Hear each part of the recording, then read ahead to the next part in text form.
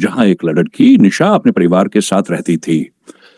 निशा की बहन सीमा उम्र में उससे थोड़ी बड़ी थी, लेकिन कुछ से व्यवहार करने लगी थी।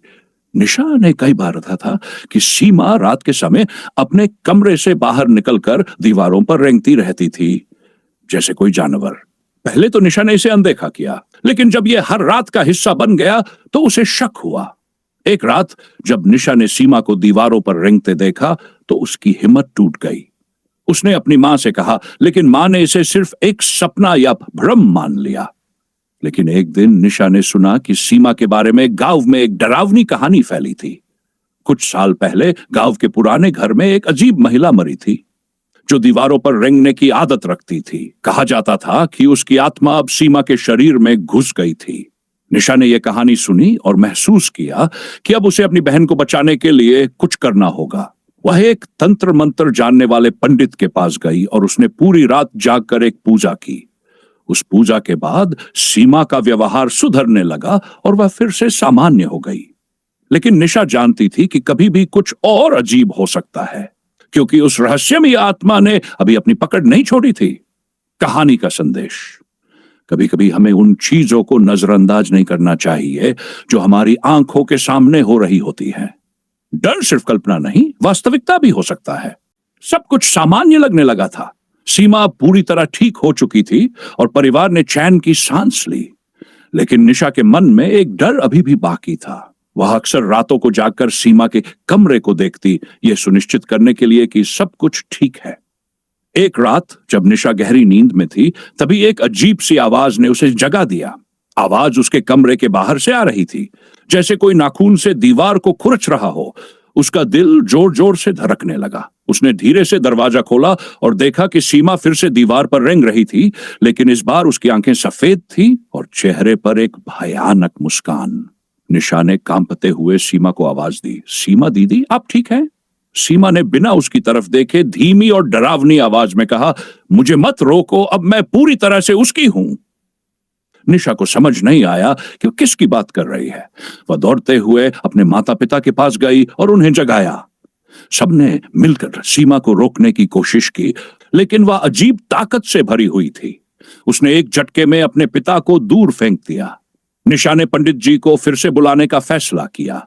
इस बार पंडित जी ने बताया कि पूजा अधूरी रह गई थी। आत्मा अब पूरी तरह से सीमा के शरीर पर कब्जा करना चाहती थी। पंडित जी ने सुझाव दिया कि उन्हें उस पुराने घर में जाना होगा जहां आत्मा की कहानी शुरू हुई थी। निशा, पंडित जी और उसके माता पिता ने हिम्मत जुटाई और आधी रात को उस घर में गए। घर की हालत खंडहर जैसी थी। हर कोने में अंधेरा और सन्नाटा पसरा हुआ था। पंडित जी ने बताया कि उस घर के एक कमरे में बंदी थी, लेकिन किसी ने उसे मुक्त कर दिया था। अब आत्मा को फिर से बांधने के लिए उन्हें एक विशेष पूजा करनी होगी।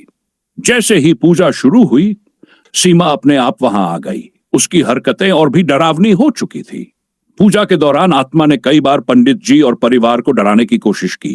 दीवारों पर अजीब आकृतियां उभरने लगी, हवा अचानक ठंडी हो गई और जोर जोर से हंसी की आवाजें आने लगीं। लेकिन निशा ने हिम्मत नहीं हारी। उसने पंडित जी की मदद से आत्मा को बांधने में सहयोग किया। आखिरकार पूजा सफल हुई।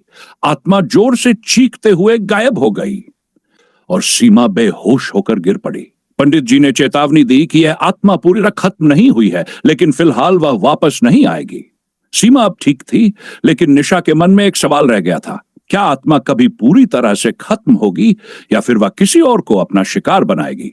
आत्मा का बदला। कुछ महीने बीत गए थे और सीमा पूरी तरह से सामान्य हो गई थी। परिवार को लगा कि अब वे सुरक्षित है, लेकिन निशा को कभी कभी वही पुरानी खौफनाक आवाजें सुनाई देती थी। कभी दीवारों पर खुरचने की आवाज, कभी अजीब सी फुसफुसाहट, लेकिन उसने इसे नजरअंदाज किया। लेकिन एक रात जब निशा अकेली घर पर थी और सभी सो रहे थे, उसने एक और अजीब घटना देखी। वह अचानक जाग गई और कमरे के कोने से कुछ हलचल महसूस की।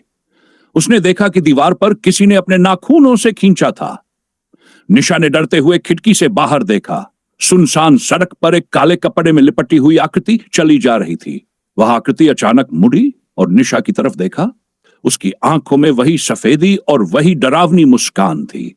निशा का दिल जोरों से धड़कने लगा। वह समझ गई कि वह आत्मा फिर से लौट आई थी। वह पंडित जी के पास भागी, लेकिन पंडित जी ने कहा, यह आत्मा अब और भी मजबूत हो गई है, हमें इसे खत्म करने के लिए एक और कड़ा उपाय करना होगा।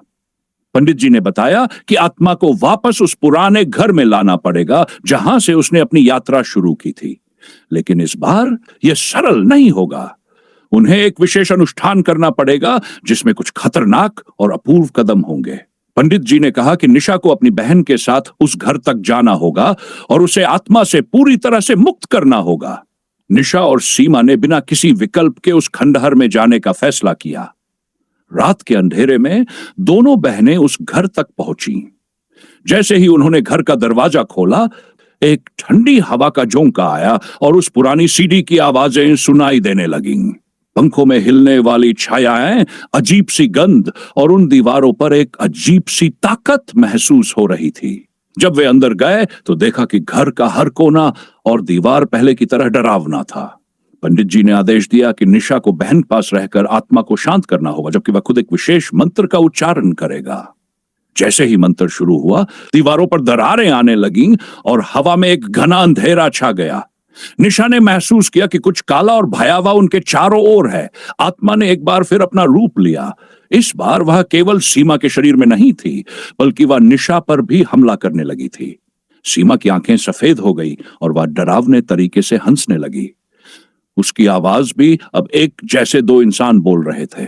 यह लड़ाई बहुत कठिन थी और अंत में पंडित जी ने एक आखिरी मंत्र पढ़ा जिसमें आत्मा को पूरी तरह से मुक्त कर देने का वचन था। अचानक एक जोरदार आवाज हुई और घर के भीतर एक तेज लहर आई। सीमा बेहोश होकर गिर पड़ी। इसके बाद कुछ समय तक सब शांत रहा। निशा ने यह तय किया कि वह और उसकी बहन दोनों अब गांव छोड़कर कहीं और जाएंगे ताकि वह डर की छाया से बाहर आ सकें। लेकिन निशा के मन में यह सवाल अभी भी था, क्या वो आत्मा सच में चली गई या फिर वह फिर से लौट आएगी?